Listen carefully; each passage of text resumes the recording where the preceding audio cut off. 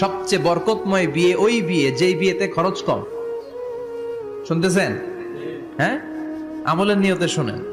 ফাতিমা রাদিয়াল্লাহু তাআলা আনহার সাথে সাইয়েদনা আলীর বিয়ে হলো। ফাতিমাকে যে বিষ্ণু বললেন, আলী আমার কাছে এসে তোমার কথা বলেছে, তুমি কি রাজি? ফাতিমা কোনো কথা বলে না। আবার জিজ্ঞেস করা হলো, কথা বলে না। ফাসাকাতাত, চুপচাপ। তিনবার বিশ্বনবী জিজ্ঞেস করলেন, তিনবারই চুপচাপ। আসুকুতু নিসফুর রিদা, মেয়েদের চুপ থাকা সম্মতির অর্ধেক। জোরে কোন ঠিক কিনা? কি লজ্জাবতী নারী, কিছু বলেই না। তার মানে বাবা যেটা ডিসাইড করবে ওইটাই। ফাতেমার সাথে সাইয়েদনা আলীর বিয়ে হয়ে গেল।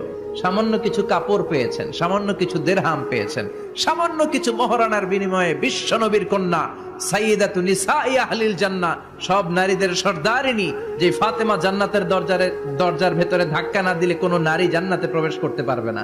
সামান্য কিছু মহরানার বিনিময়ে বিয়ে হয়ে গিয়েছে। সুবহানাল্লাহ।